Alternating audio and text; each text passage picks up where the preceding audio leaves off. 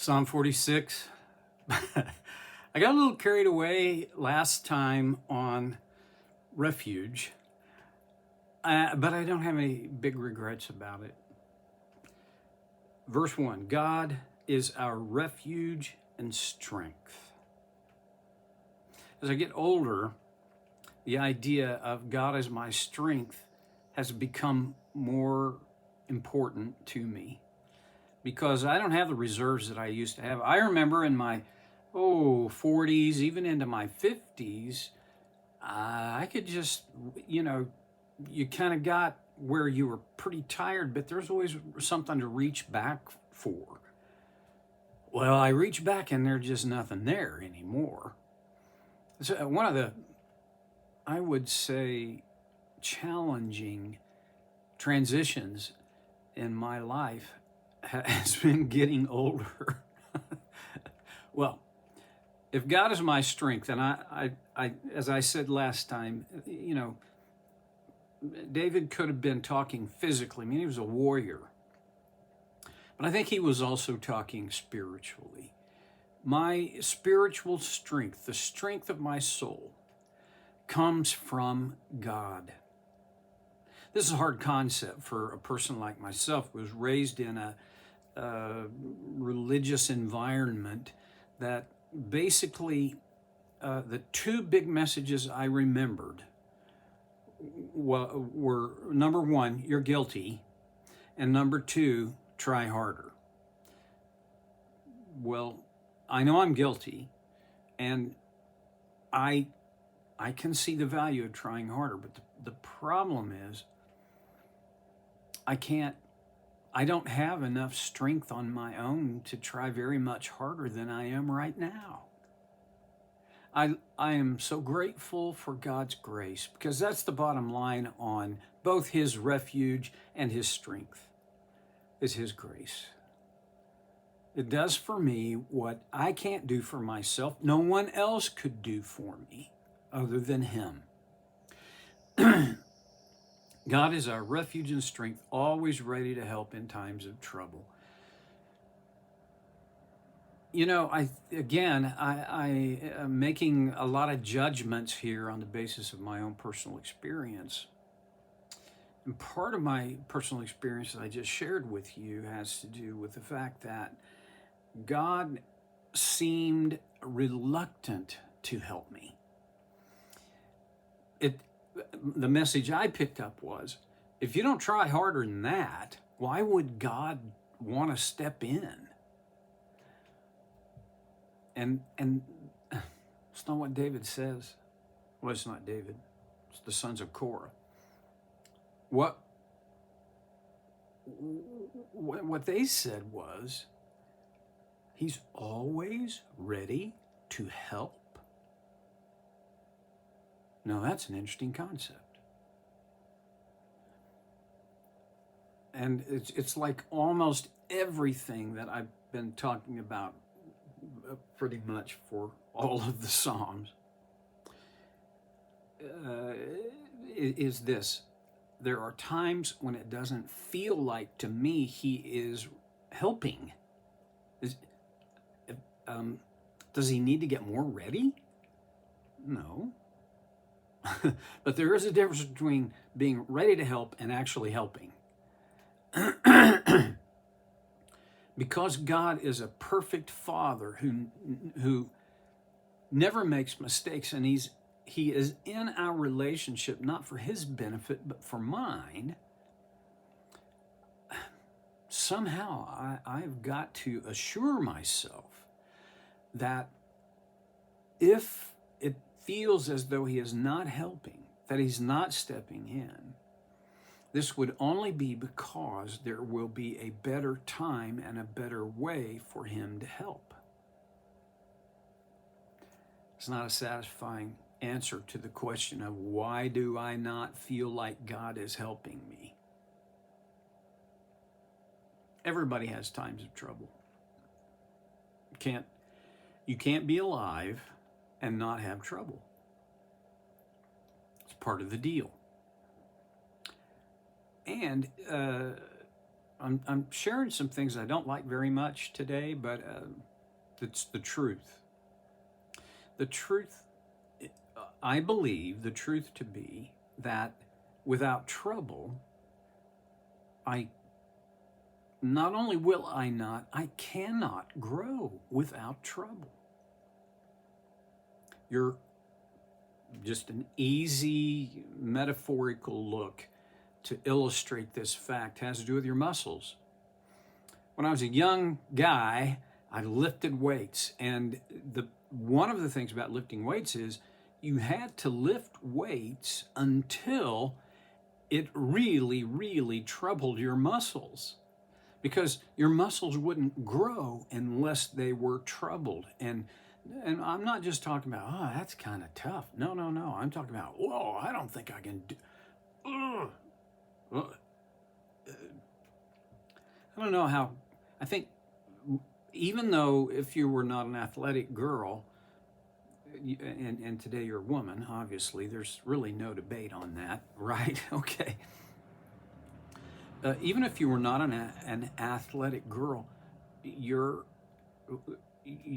grew because as a result of your body experiencing physical trouble. Okay, emotionally, you grow because of the trouble you experienced. And here's an interesting thing to me, because this growth involves changing. And I believe this to be true. Either I will become stronger or I will become in net weaker. For me, there is no such thing as I'm just holding here. No, you're not. Either you're moving forward or you're moving backwards. Now, the speed of that movement is worth taking a look at. I want for me, and I want this for you too, that we would each day, and really many times each day, because we're going to encounter trouble, I want that trouble to grow in me a greater emotional and spiritual strength. Another word for that is maturity. I can't get there without this trouble. And the speed of how I get there is really not quite the thing God views as important. Forward movement is what he's after. Does it have to be fast? Not really. Not really. When you look at the content of the book of Proverbs, you get a pretty strong impression. It's not about speed. It's not about how fast I get there. It's about that I get there. It's going to take me my entire life to get there. When I was in my 20s and 30s and 40s, I didn't have much patience for waiting for that. Now, I don't have much patience, but I've learned how to cope with the fact that it's a slow process. I believe this to be a promise, a universal promise. God is our refuge and strength, always ready to help in times of trouble. And then he goes on, this son of Korah, so we will not fear when earthquakes come and the mountains crumble into the sea. Well, that would be the maximum possible world I live in trauma. I've never been in an earthquake, or if I have, I didn't know I was, but I've been through tornadoes. It's always cracks me up a little bit out here in the West, especially in California. When people talk about earthquakes, I don't want to be in an earthquake. Not interested. And when I talk about tornadoes, they freak. Well, it's just because I grew up, all my growing up years, tornadoes were a factor. They happened all the time, especially in the spring and summer and fall. Well, it'd be the same thing for a person who grew up in California. Tremors and quakes? Okay. I will not fear when earthquakes come and the mountains crumble into the sea. Now, here's the thing. I've never seen a mountain crumble into the sea. I'm not sure that, pardon me, the sons of Korah were pointing at a literal event. This was a symbolic, metaphorical description of the worst that could happen physically. In verse 3 it goes on, let the oceans roar and foam. If you've been to the ocean, you know that it can. You can tell because of my Welsh descent, I don't have any business just hanging out at the beach for 5-6 hours at a time, but I do love the beach. I love the ocean. I love the waves. I love the sound of those breakers roaring and foaming. Let the mountains tremble as the waters surge. Okay, we're not talking literal here. Mountains don't tremble. Waters do surge. So what's he saying? I will not fear. Why? Because God is my refuge and strength. He's always ready to help me in times of trouble. And these symbolic, metaphorical statements about nature that put things over into this is the worst case. The thing is, I don't have to be afraid. Did you get that? I will not fear. Ooh. This pushes a big button in my life. I struggle with anxiety. Looking back at my life, I have since I can remember in grade school, maybe 5th grade, 6th grade. Didn't know what to call it. As an adult, here's my biggest fear as an adult has been and still continues to somewhat be a fear of failing. For a long time, I was afraid of dying. And then I read the Chronicles of Narnia. And Book 7, The Last Battle, convinced me not to be afraid of dying.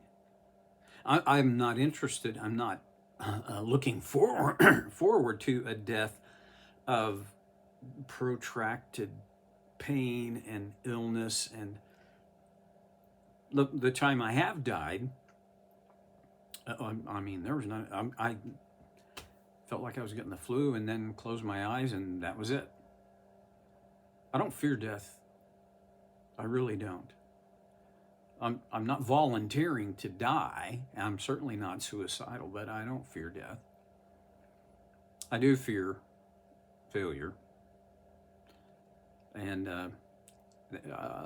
often in a month's time, I fear that ends are not going to meet in the middle like they're supposed to. But here's the thing. The psalmist writes, I will not fear. My will is in this. My will is that I will not fear. How does that happen? Well, went through it this morning.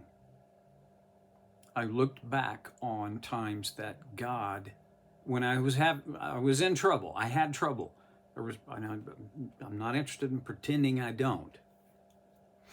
I looked back at times when God provided. He's never not provided. He's never not taken care of me. And if my life ends today in horror or in peace, I don't have to be afraid of that.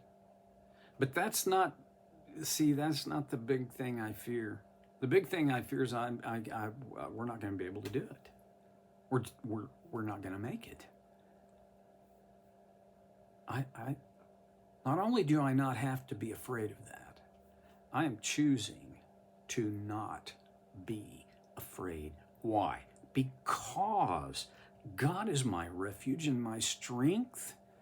He's always ready to help me in times of trouble. It's easier to say than it is to do, but you got to say it. Okay, see you next time on So Care with Stevie.